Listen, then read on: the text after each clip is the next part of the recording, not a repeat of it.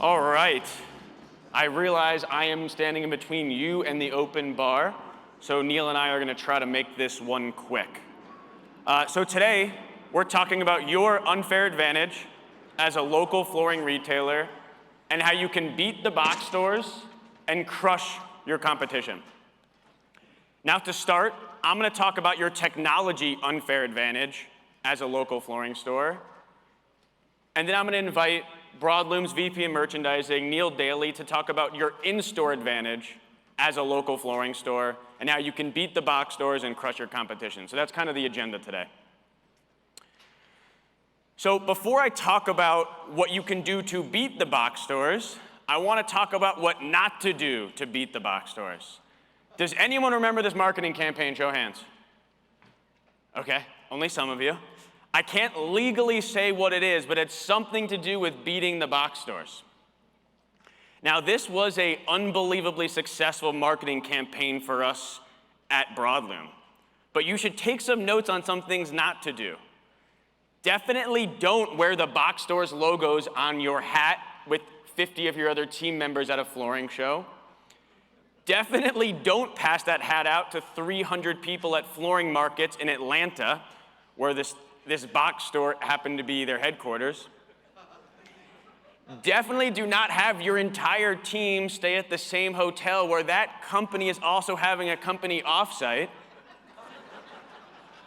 And definitely don't post jokes on social media about free installation while wearing their colors, because if you do, you will get a cease and desist and you will no longer be able to talk about that amazing marketing campaign. All right, so that's what you have to do to not beat the box stores. But today we're here to talk about what you can do to actually beat the box stores. So in preparation for this talk, I was really thinking hard about what our retailers can do, what the local flooring retailers can do to beat the competition and beat the box stores.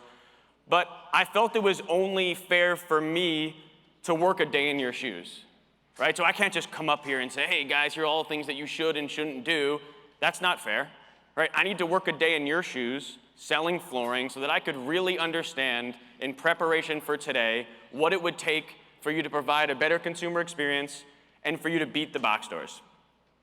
So I decided to work in a flooring store for a weekend. And let me tell you guys, it was a hell of an experience. I don't know how you guys do it. Selling flooring and buying flooring is really hard. So let me tell you about this experience. So this is day one. This is John and I, and a customer walks in day one. And I'll use the customer, Mrs. Weller, not to be confused with Susan Weller, but Mrs. Weller because John is here. So customer walks in, and immediately I'm like, this is easy. She comes running up to me, and all the other RSAs kind of go to the side of the room. I can tell they're like eating popcorn, ready to see this whole thing go down. And my goal, I told the flooring store owner, I said, I'm going to sell the first deal I sell, I'm getting on a plane home afterwards. So this lady runs on up to me, and she's like, you? And I'm like, yeah, me. And she's like, you sold me flooring last week. And I immediately look at her, I'm like, yeah, you're right. I sold you flooring last week. And she's going through all the specifics. I didn't catch her name because I'm totally caught off guard. I'm pretending to be someone who I'm not. She's like, yeah, you sold me flooring. Can you, do you mind telling me, do you guys have it in the warehouse? I'm here to pick it up. And I'm like, sure, easy enough. So I run on over to the store owner, and I'm like, hey, I don't know her name, but she's here to pick up a product. Can you help me try to figure it out? And he goes, well, go ask her name. So I run back to her, and I'm like, sorry, what was her name? She tells me her name. I run back to the store owner, and I'm like, so where can I figure out where her stuff is? And he goes like this, over there. And I'm like, what do you mean? And he's like, over there. So I look at him, I look at where he's pointing, I look at the customer, and I see this. And I was like, over there. I'm like, okay. So I run over to these boxes. I'm rummaging through these boxes trying to find the customer's name. After searching for like 5 or 10 minutes, I realized that I have to make my way out of this because there is no way through all those boxes I'm going to find Mrs. Weller's name in one of these boxes. So I run up to her. I tell her this white lie, which we all do as RSAs and store owners to get ourselves out of it. I tell her we had a giant flood, can't find the paperwork, but we offer free delivery. and I'm gonna deliver it to your house tomorrow. I'm so sorry, we're gonna deliver it to your house tomorrow. It's a much better experience for you. Thankfully, she bought it. So that was day one. One customer came in, I avoided complete collapse, complete embarrassment, and I still didn't sell my first customer. So that was Friday night. We then go out with the team, and the thing I learned Friday night is that flooring people can drink. Holy cow, the RSAs and the store owners probably drank like 5 times as many drinks as I could. I had like 2 drinks, I could barely walk, and they were 10 deep. So we go out, we have a great night. I know I'm gonna be super hungover in the morning, but I'm still pretty confident in my ability to sell. So the next day, I get to the showroom. They told me to get to the showroom bright and early at 7:30 for my first PK meeting. And I'm like, oh, cheap traps, great. So I get there at 7:30, and the rep comes running up to me, right? Because for all he knows, I'm the new RSA. He comes running up to me with this jelly donut. And let me tell you, when you are hungover and you walk into a flooring store at 7:30, about the last thing you want to see is a nasty looking jelly donut like that. But this was shoved into my face the first second I saw the guy. He's like, hey, my name is Mr. Jones. I'm this, distributor rep. Here, take a jelly donut. And I'm like, okay. So I sit through my first PK meeting. It was 45 minutes long. I heard all different types of acronyms from SPC, WPC, all of it. And at the end of it, my head was spinning. All I knew was a whole bunch of acronyms, but I kept reciting to myself, Todd, jelly donut, ceramic bead, HD, 22 mil wear layer. You can do this.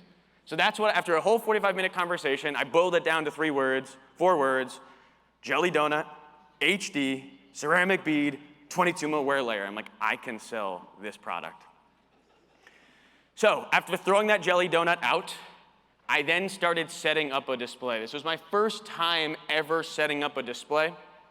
And as we're setting up the display, we're just finishing it off, and let me tell you, I could barely build things from IKEA. That's me trying to set up the display. I really didn't do that much. But we're setting up the display, and Mrs. Jones, the second customer, walks in. Again, all the RSAs move to the corner. I'm the spotlight. I'm here to sell this lady. She comes running in. She's like, I want luxury vinyl plank. And I'm like, that's awesome. I want to sell you luxury vinyl plank. So we run on over to the corner of the showroom for luxury vinyl plank, right? Because that's how showrooms we're taught to set them up. So I run over that corner, and within seconds, she falls in love with the product. And I turn to the RSAs, and I wink at them. I'm like, super easy, I got this.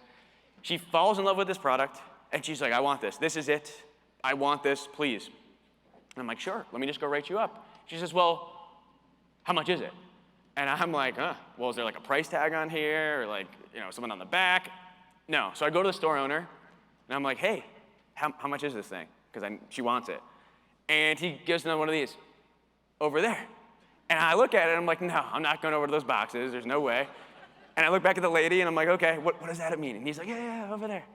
So I run on over to this little corner, and I go to his desk, and this is what I see. I haven't seen a book like this since I was 8 years old, and this thing was stained, and it was gross. And I open this book, and all of his price lists are taped inside of this book with cross-outs of all the price changes he had that month. This was his book of the month. I think he has a new book every single month. So I'm thumbing through this book, nothing's in alphabetical order. I'm looking for the display, I'm looking for this product, and it turns out the product was $10 a square foot. And I'm like, all right, that seems reasonable, I don't know. So I run over to the lady, I'm like, good news. That product is $10 a square foot. Can I ask for your order? It was 3,000 square feet. And in my head, I'm like, $30,000 for sale? She looks at me like I'm batshit crazy. And she's like, $10 a square foot? I'm like, yeah. And she says, I can't afford $10 a square foot. I'm like, okay, fair. I never asked you a question or really anything beforehand. You just came running in asking about luxury vinyl plank. So I start freaking out, and I'm like, what am I gonna do here? Where am I gonna take her? And immediately in my head, I'm saying, jelly donut, ceramic bead, HD, 22 mil wear layer. So I see the display that we just built next to it, and I'm like, ma'am, let me tell you. I have something for you. Still know nothing about her. But if you like that product, I have a product right here that's HD, ceramic bead and 22 mil wear layer, that is all you want. And I had her convinced at this point that all she wanted was ceramic bead, HD, 22 mil wear layer. I know nothing about her, but I have her convinced she wants it. She's like, yeah, okay, awesome. So we're going through the display. She finds a product she wants. Again, I go to the RSAs and I'm like, easy, averted one crisis, go to second crisis, we're gonna get this. She says, how much is it? I say, it's $6 a square foot. She says, okay, that works. So immediately I'm in the clear. I'm like, $6 a square foot, 3,000 square feet, $18,000. Someone's gonna get some commission, I'm gonna get to go home, great experience. So I run over to the store owner, and you can imagine what he does. I say, hey, how do I order this thing? And he's like, oh, yeah, over there. And I'm like, well, the last time you did that, I looked at a pile of boxes. I looked at a nasty looking stained composition notebook. So where am I going to this time? And he's like, yeah, over there. He's pointing to a phone, a landline phone at the wall. And next to the phone is all of the phone numbers of all of the distributor reps and manufacturer reps I have to call to place the order. So I run over to the phone. I'm like rotary dialing all of the numbers, right? Trying to find the guy's number. I call the distributor rep that was just in the store. And I say, hey man, great news. The jelly donut thing worked. I sold her on the 22 mil wear layer. And he says, awesome, which product? And I told him the name of the product. And he says, okay, I need to go check inventory. Can I email you in 2 minutes? No problem. So I make some small talk with the customer, talking about how our children are, how life is. In the back of my head, I'm thinking, I'm gonna go home. I made $18,000, this is incredible. And then this is the email I get. Hi, and that was a storing owner's name, which I had to cross it out. Sorry, but that product is currently on back order. Not only will it not be back in stock for 10 to 12 weeks, but the transition pieces will take multiple weeks after that. I get this email, and I look at the lady, and I'm wondering, how the hell am I gonna get myself out of this one? This is the third crisis I now have to avert. So I'm like, listen, ma'am, I know you fell in love with this product, too expensive. I know this product has a ceramic bead HD 22 mil wear layer, but you can't get it for 10 to 12 weeks. I'm sorry. And she says, well, okay, no problem. Are there any other products in your showroom that have ceramic bead HD 22 mil wear layer? And I'm like, yeah, of course. So I'm running around the showroom, running all around the luxury vinyl plank side of the showroom. I don't know who designed these stackers, but for me, I'm like 5'9", 160 pounds soaking wet. I'm like trying to pull these things out, look at the back of them. Some say nothing, some say wear layer, some say rigid core, nothing says ceramic bead, and nothing says HD. I'm looking around trying to figure out how I'm gonna get her this right product. Some of the samples look like this, right? Some of these samples were really, really easy to find, and some of them were impossible. I couldn't even understand. There was nothing on the back of them. So she's pulling things out of these things. I'm pulling things out. It was a complete nightmare. And she turns to me and she says, hey. She goes, why do I even need luxury vinyl plank? And I'm like, I don't know. I said, you told me you need luxury vinyl plank. And she goes, well, yeah, I went to a store right before here and they just told me I needed luxury vinyl plank. But the truth is, I need something in stock, ready for tomorrow. I own an Airbnb. I don't want to spend much money on it. I have renters. I don't really care what it looks like. Oh, and I have laminate already down, and I want it to be flush with my laminate. And immediately I'm like, I didn't ask you a single question. I drove right into it, and the truth is, you don't even want luxury vinyl plank. You probably want laminate. So we run to the other side of the showroom, now looking at laminate. I'm not talking about jelly donuts. Immediately, I'm like, let's just go find a laminate product. And luckily for us, she finds a laminate product that she likes. She falls in love with it, and it turns out that the store had it in stock. It was only $4 a square foot, and it ended up being a $12,000 order. So right away, right there, I'm like, crisis averted. I sold $12,000, sold 3,000 square feet, figured it out. So we start to write her up, right? We start to write her up. And I go to the store owner, and I'm like, hey, how do we do this? How do we take her credit card? And he's like, yeah, take this sheet of paper. He goes, yeah, ask her for her credit card information. So I go to her, and I'm like, can I get your credit card information? She's looking at me like, are you writing my credit card information down on that sheet of paper? And then she looks at the box of papers over there, and I'm like, yeah, it's going over there pretty soon. So I'm filling out the piece of paper. I totally know this is not encrypted. Anyone that comes in can get this sheet of paper and run her credit card, but I need to get out of here. She leaves. I charge her 50% up front, 50% the next day when we do the installation. That's what I was told. She gives me an Amex card.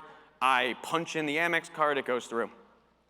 Awesome. Crisis averted. I'm ready to go home. So I go up to the store owner, and I'm like, listen, what would my commission have been on that? And this guy, you want to talk about cheap traps?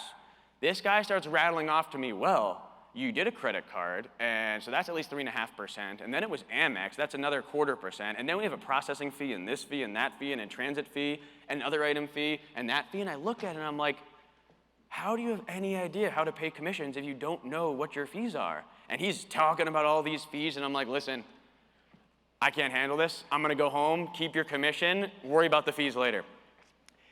As I'm leaving out, he goes, oh, and also, we can't actually charge 50% up front. We have no way to, so I'm gonna have to go call that customer back and get the credit card information to go charge her the other 50%. So I'm like, I'm sorry, I got you a lead, the sale's almost there, you figure out how to get the money. That's me when I got home. I took that picture in my kitchen and I was like, I never want to sell flooring ever again, at least with that experience. It was a total nightmare. We do this to ourselves. Like, we make flooring so hard, and as a customer, it's like laughable, right? It's hard to sell it. It's even harder to buy it.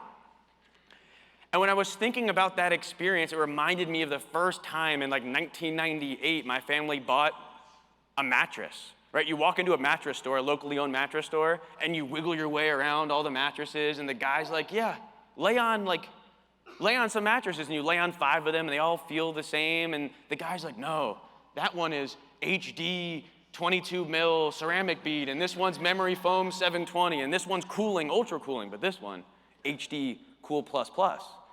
And I'm like, enough with the plus signs, guys. So after laying on all the mattresses, you end up not buying anything. And this experience at a local carpet store, look at what happened to them. You basically can't find a local carpet store anymore. About 90% of local carpet stores are out of business. And it's our job today to talk about how we, as flooring retailers, cannot go down the same path as the local carpet store. We have a chance to rewrite history because it's unbelievably creepy how similar the process is to selling and buying mattresses as it is to selling flooring. But we have a chance here today to change that. So I got back with my team and I was telling them all about this experience, and I said, listen, we provide a lot of things for retailers, but that experience was awful. I said, today we do data-driven digital marketing, great. We have enriched website experiences with visualization and reviews. We have web to text messaging. We have lead management, we've got marketing automation. That lead management would have been really, really helpful for that box of papers. And we have inventory management, job costing, and accounting, all connected to B2B, so you can order the product and check inventory, which would have been a lot better than calling the phone. But there's still some things missing. So I reflected on my experience, and I said, what would be missing? How can we create this into a more tactile experience? What can we build? And how can we partner with manufacturers to build a much better experience for consumers? So we've been working hard on 2 really big features that I'm going to talk about today. 2 things that our team has been really, really hard at work on. The first one, I'm excited to announce that in partnership with every single manufacturer in this room and every single manufacturer outside, starting early next year, you're going to be able to do online sample ordering on all of your websites fulfilled by all of the manufacturers in this room.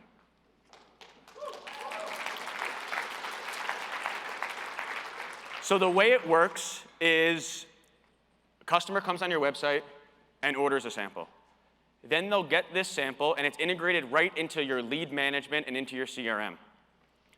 That product is then delivered by the manufacturer in a beautiful box next day to the customer. That way, you don't have to check out any samples from your showroom, and they can have that experience right inside their home. And they're going to get that product next day.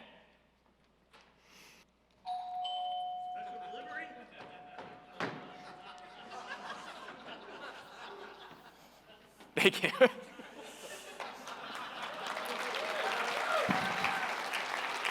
So delivered next day in this box with a beautiful mailman just like that.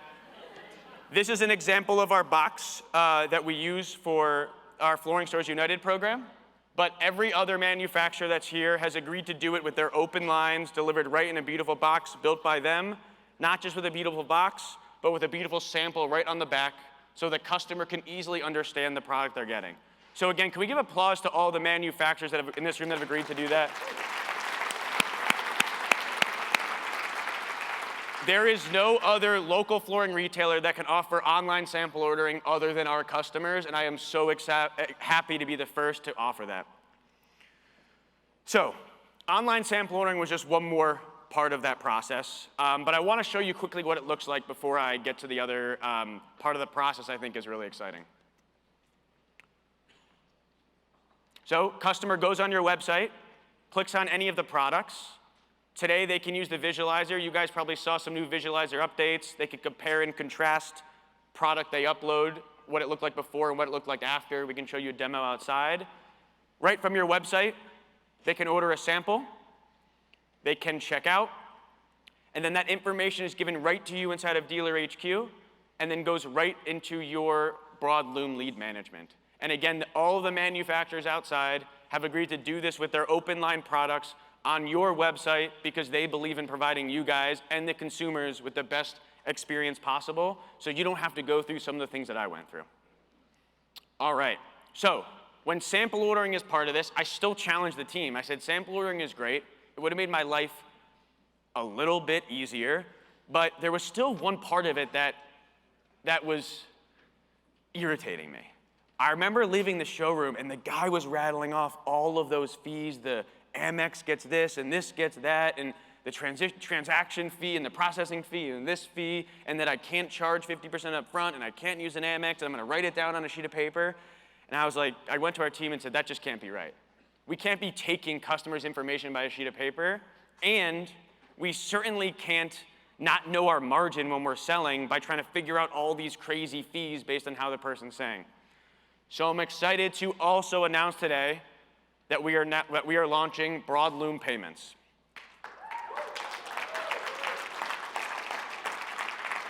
This specifically came out of that experience I had coming out of the showroom. It was a nightmare. And I said to the team, if we're gonna launch this, 3 things have to happen. 1, there has to be transparent pricing, right? We have to have transparent pricing. 2, it needs to be integrated into the retailer's software. And 3, they need to be able to take payments online via text or their website. It has to be one of these 3 things. So we've got to work. We started working on BroadLoom payments. And from a transparent pricing standpoint, we said we only want 2 prices, card present or card not present. And we went around looking at every single processor available, and we finally found one that was willing to work with us to just offer 2 transparent prices, and it would integrate right into lead management. So today, as part of FloorCon, and this QR code takes you there, we are announcing and offering BroadLoom payments, but there's a catch. Starting a week from today, the company we work with charges us $39 a month to actually run the service. But for the first 100 people that sign up, we've decided to waive the fee completely. So if you do sign up for BroadLoom payments, there is no monthly fee for a year, and we are taking the first 100 people that sign up via this QR code or outside. We'll have no fees at all. So that's the last part of the experience that I thought could fix my time in the flooring store, and I want to show you again what this looks like. So after checking inventory, not over the phone, you can then send the consumer a payment link. You can then take 50% up front, check your installation schedule through your flooring software. You can charge 50%, and then you can collect the other 50%, and then you can send out a review. All of this fully integrated. The best part of the whole thing is this: clear and transparent pricing. So this is integrated into your system, and it only has 2 price points. No more of those crazy transaction fees or anything. Swipe cards, 2.79%. Non-swipe cards, 2.99%. Clear and transparent. It has next day funding. You can use an Amex and it will still be 2.79%. I like the applause there. $0 in transaction fees. It allows you to take ACH as well at a 1%. But best of all, again, there are no hidden fees. And that $39.99 a month that we charge to get access to the service will be waived for the first 100 people that get onto the program. The second part of it that excites me the most is that it's integrated. It's actually integrated into your software. So you could take payments right from your website. So you could tell a customer, hey, this is your invoice number, this is how much you owe. Go on the website, put in your invoice number, and pay. You can literally collect money while you're sleeping. You can also take the link from your website, pre-populate it, and text it or email it to that customer, and they can fill out the information right there and even pay you with Apple Pay. If you're using BroadLoom ERP, also known as Rollmaster, this goes right into your accounting records. So no more having to duplicate the information and put the information in there twice. It automatically goes in there. You can rerun cards. So if you do charge someone 50% up front, you don't have to call them back to rerun it. You have the ability to automatically rerun it through an encrypted platform. And lastly, and probably most importantly, it's 100% encrypted, 100% safe, 100% secure, and it will 100% make the consumer experience better. Now, before I bring up Neil, I want to remind everyone of one thing. We have only one customer at BroadLoom, and that's the local flooring retailer. I said this earlier, I don't love the word disruptors. It's my 5th least favorite word, as we talked about. But we do want you guys to be the disruptors and not the ones that are disrupted. My experience working at a flooring store sucked. Selling the flooring sucked, and buying the flooring sucked. We need to make the experience easier for our store owners and easier for our sales associates, but we need to make the buying experience better also for the consumers. At the end of the day, we need to make it more efficient for you guys so that you can make more profit and crush your competition. And with that, I'm going to invite up Neil Daley to talk about your in-store unfair advantage. I've bought a lot of jelly donuts in my 28 years in flooring. Yeah, I know, shocker. None of you are surprised. They asked the one fat guy to come up on stage and talk about jelly donuts. I've traveled to hundreds of flooring stores to give PKs, and of course, you can't show up empty-handed. You have to have the token box of jelly donuts. Now, 20 years ago, that process was a little bit scary. I'd be driving into the town with a MapQuest or a map sitting on the next to me on the seat, and I was hoping to find a store. Sometimes I got really lucky, sometimes not so much. It was pure random selection for something that is simple as a donut purchase, but it mattered. I was showing up with donuts that represent me, my brand, and the products, and everything was left to random selection. Driving up and down Main Street was the only option. Now again, I've seen hundreds of donut stores. Again, I know, shocker. But some of them were really good, some of them were really bad. As you can imagine, even worse, some were dirty. The stores that you'd walk into and your feet would actually stick to the floor. And you get the box of donuts, you pay them as quick as you can to get out of there. You pray a little bit that the people don't get sick eating the donuts, but you can't show up empty-handed. This was the experience that we had too many times in the field. But other times, we had something that was a little nicer. When I went into the big cities or just got a little more lucky, I'd walk into a beautiful donut store, a store that had everything I could possibly ask for. I'd place my order, I'd get the donuts that, of course, were my favorites. But what happened with the better experience was I walked into a place called the Donut Pub, and not only did I get my favorites and enough for the rest of the store, but I engaged in a conversation with the lady behind the counter. She told me her story. She explained to me that she was second generation in the business. She explained to me that these were some of her grandmother's recipes. She explained to me her favorites of those, and I walked out with a lot more than just the minimum purchase. I walked out with a few extras for me too. But by telling me and sharing the story with me, it gave me a reason to buy from her next time I come into town. Fast forward 25 years, and our process has completely changed for something as simple as ordering a donut. Something as simple as the donut purchase now is done based on going onto Google, doing a search for a donut store, looking at the reviews, are they awful, looking at the pictures. This whole thing has changed, thank goodness, because reading a MapQuest in the rain trying to find a donut shop is never fun. But the random selection is no longer there. Just like buying flooring, the consumer has a choice to look online, find where you are, see if they want to do business with you, what are you representing for products, how are you being seen by your consumers when it's important enough for a donut shop to figure the same thing out. When you look at something as simple as jelly donut, and I promise there's a moral to the story. When you're starting with PKs and ordering the jelly donuts, it can be a really easy experience. In fact, we ordered this one on our phone. It's changed today. Every transaction is going more and more towards online transaction. So not only did we order on our cell phone, but we picked it up, it was already ready for us, and it was a great experience.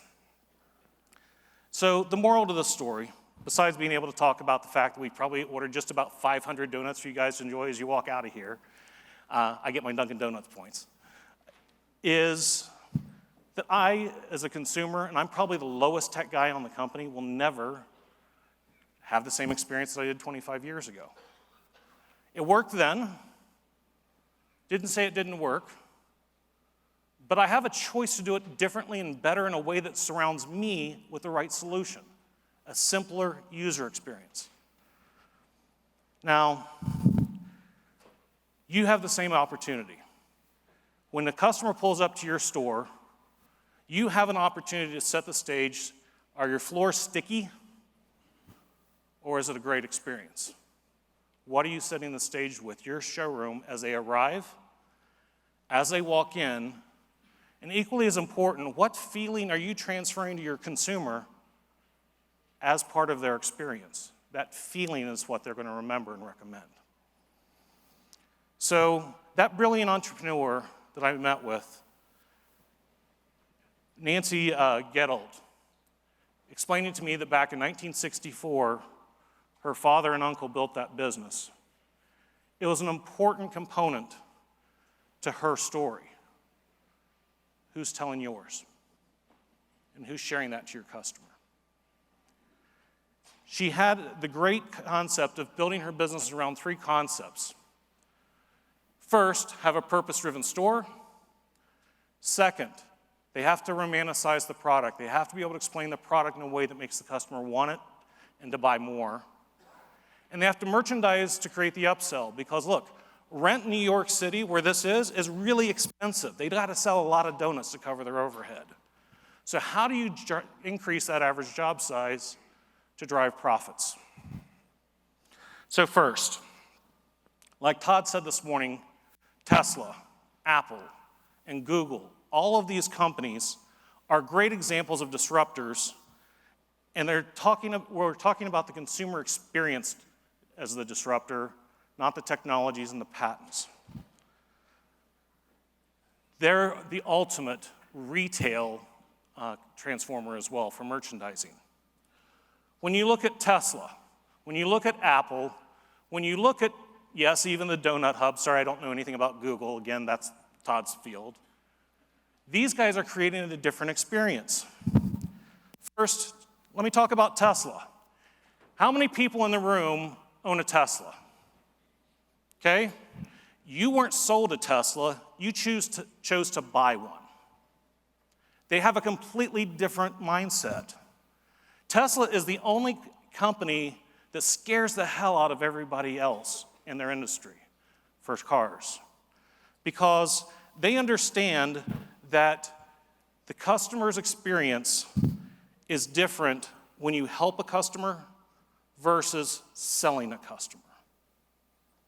They started opening up showrooms that make this easy. They limit the selections. They give the customer choices, but the choices are on the upgrades, not the car, because the customer already knows the car when they arrive that they want. They've already been educated on what it's going to cost through the websites. So it really gets down to an easy selection process. They're picking out all the accessories through a touch screen or through their experience in these new pop-up stores. The Tesla showroom doesn't sell cars, although if you ask to go ahead and make a transaction, they'll help you do it. These new showrooms that they're dropping in malls are designed to do something very different. Help the customer pick out the paint color, the fabrics, and those tactile details to get them to a simple yes. They scare the heck out of everybody in another way because they're reaching a different demographic of consumers. Today, 43% of every dollar spent in flooring is done by millennials and younger. Within 3 years, that's expected to surpass 50%. Now, those of us who are a little old in the room, we realize that the millennials are young kids. Hell no, they're 40 years old. They're the ones spending the money today. And they don't want to be sold. They want to do their research. They want to be able to buy on their terms. Don't sell them. Help them. Apple created a very different experience. And arguably, Apple's probably the most loyal consumer base on the planet. We remember when they brought out the new iPhone, people would camp out overnight to be the first ones to get that phone. They're consistently innovative.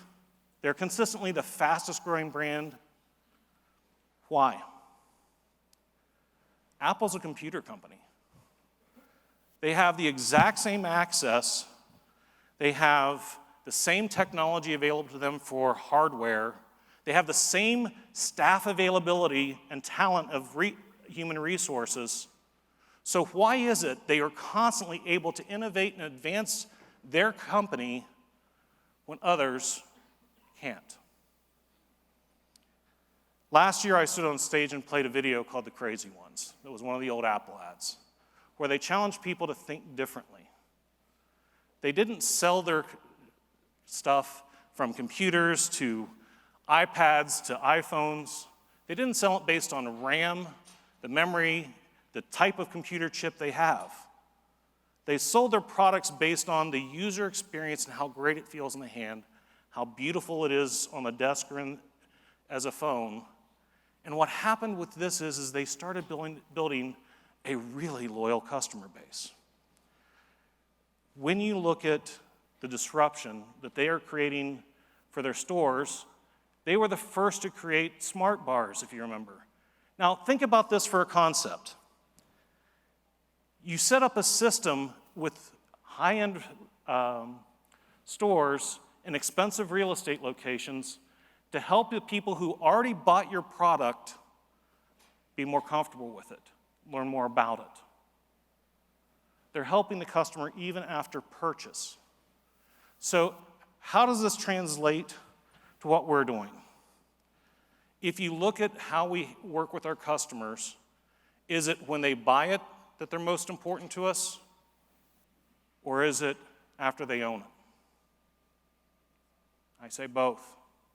The most successful flooring stores in America, 2/3 of their business is repeat and referral. In the last couple years, we've all been bursting at the seams with business. I get it. We've been busy. But if you don't have systems in place right now that allows you to proactively follow up with those customers post-purchase, I encourage you to find a way. Because as the market does have its fluctuations, that repeat and referral become even more important part of your business. So, how did the Donut Pub do it differently? They set up their business based on a good, better, best. something as simple as donuts. They laid out a section of their store dedicated to a specific consumer opportunity. On the far left, you've got the donuts that are their basic donuts. In the middle, they've got their specialty, and then on the far right, they've got their signature. And if you keep going down even further, they've got crazy pastries that are really expensive, but gotta say amazing. But this is how they capture that upgrade. How are you doing it in your stores? Do you have everything jammed together so it makes no sense to your consumers? And look, the first 20 years of my career, I did it this way. No, I did it wrong. But I put all of my products side by side in a way that made it harder for my customer to make a buying decision without clear delineation between what's right for their purchase. You have to create a visual experience and an organization that makes sense to your consumer. Today, nearly all flooring retailers have at least one part of the store that looks something like this. I know, this one hurts a little bit. By the way the stores were originally set up, when we had 3 different looks in flooring, carpet look, wood look, and tile look, it was easy. Because the customer could understand, I want some tile, we go over to that section. But as the technology evolved with different printed visuals, now there's 7 different kinds of wood looks. Where does she start? Well, we kept building our showrooms the same way. We kept putting the wood next to the wood. Because if I'm a hardwood manufacturer, I want to drop my display right next to their number 1 selling hardwood. It just makes sense to try to cannibalize that, right? But there's no clear delineation for the consumer to go left versus right between the displays. And we, as retailers, have a great fear of missing out. More is better. We jam the stacker displays side by side in such a way that there's barely room to walk through certain areas in many cases. If my competition has it, I have to have it too, because that one customer 5 years ago said they wanted one. I did it. And we probably have the lighting that came with the building in half the showrooms here. These are the things that we need to look at for investment. How do we make it a compelling visual experience so when he or she walks into our showrooms, we're giving them something that is simple for the eye to draw attention to for a small selection, not be overwhelmed with hundreds of samples at a single shot. How do you set up your showrooms based on consumer personas? A value consumer, a luxury consumer, a customer that's looking for high style, or a customer that's looking for high performance, as an example, that allows us to bring the customer over to that section and know everything in that section works for that customer. We have to make the samples easy to understand, and the manufacturers that are here are working with us to help that cause. And yes, we've got to have workstations in our space. Ladies and gentlemen, the most awkward place you could ever put your customer is across the desk from one of your salespersons. The person behind the desk is the one in power. The person across the desk feels like it's a used car lot. Don't do it. Set up neutral workspaces, and your customer's experience will be much greater. So, how you set your showroom up is, one, learn from the most successful folks out there. Exception being the big box. Set yourself up with the right merchandising around great lighting, simple visuals, and you'll win. Now, the one thing I'll say about big box is the customer loves to see pricing, transparency. Now, I know this makes a lot of folks uncomfortable when I say this, but your customers want to see price. Figure out what's preventing you from doing it. If it's too much competition on that brand, maybe that brand shouldn't be in your store. But have something there that allows you to give some sort of transparency, at least for a portion of your showroom, to make it that better user experience. And yes, how we talk about product matters. We've heard it a couple times about the specs and how we shouldn't be doing that, so I won't belabor it. But how we describe products matter as much as the product itself. Now, I've eaten too many Dunkin' Donuts, jelly donuts in my life. Again, stick with me here. But they're not a great donut. They don't taste great. You get this little film left in your mouth that you can just taste the old grease. I mean, it's not a great experience, and yet we still get them. It works. But given the opportunity, I'm going to go for the gourmet. And your customers will too, if they know that there's an option for it. When you look at this gourmet options that have cake-like construction, not flat, nasty dough, powdered sugars to the top, fillings that are both savory and sweet, it can do some really great things on your palate. But when you think about how we describe our products, we use terms that are detractors, actual detractors. The number one thing I see in flooring is people refer to this hardwood as an engineered hardwood. When the customer hears the word engineered, the one word that she's hearing is fake. It's not real. It's the equivalent of a cheap donut explanation. But if instead of talking about engineered, you refer to your products under the context of these are high-performance constructions. That simple shift in language, a gourmet versus a basic, builds your expectation of quality and price. Or you can go the other direction and actually create a better experience, the creme brulee. The hardwood that has been thermally treated so that the natural sugars in this wood take on those warmer hues. It creates the most realistic, amazing visuals. Just like the sugar on top of a creme brulee getting burnt. Telling a story about you and about your products changes that customer's perception of value. And yes, we have to merchandise for the upsell. When you take a look at the upsell opportunity that she created, you would think that starting with a $2 donut on the cheap end, that's where everybody would buy, right? When I asked her what's the number one seller, it's her signature line. It's also 3 times the price. It's $6 a donut. And it's her number one seller in volume and triple in dollars. Because, again, she built the story, she created the environment, she's drawing the consumer that she wants to be in her store, and they keep coming back. Every time I visit New York, I'm going to stop by the donut pub, unless I'm on a diet. Now, being the flooring guy that I am, my wife and I were at a wedding recently, and I saw this. And I looked at my wife and I said, "It's a color wall." What the hell are you talking about? Well, and I had to tell the story.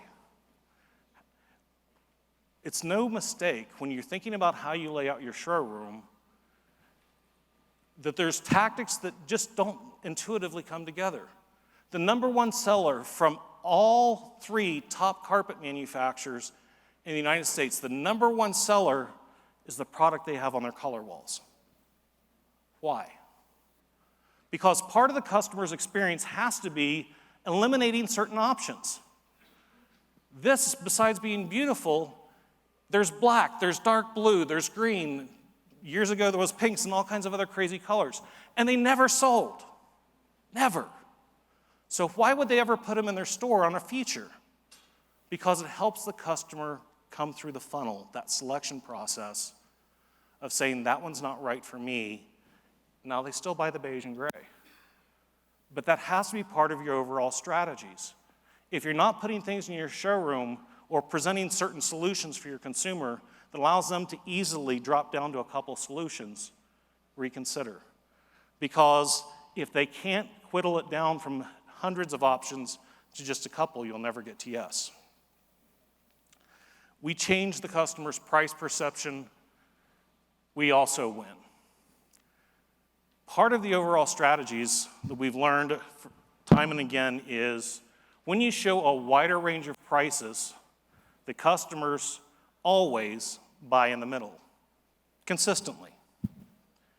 In your showroom, have you chosen to put products that are in just the bottom tier of pricing? If the products are from $1 to $5, the customer's perception of midpoint is $3. It seems about right for me. I don't want to be too high, I don't want to be too low.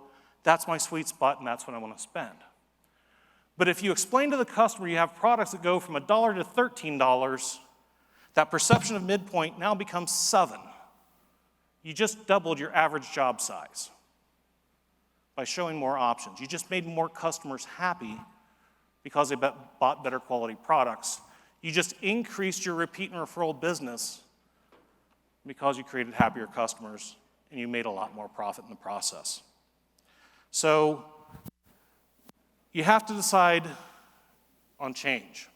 What are going to be the big takeaways from you, the 3 golf balls that you heard about this morning? I want to encourage you to look at your showroom as one of them. Who do you want to be and what do you want to be? If this is where you're at, there's no shame. You have lots of ways to improve. A small step up helps. Doesn't mean you can't have a successful business in something that looks like this. Duncan proves it every day. It's not a great experience, but it gets the job done. But that's not what it's going to take for tomorrow's consumer who expects more.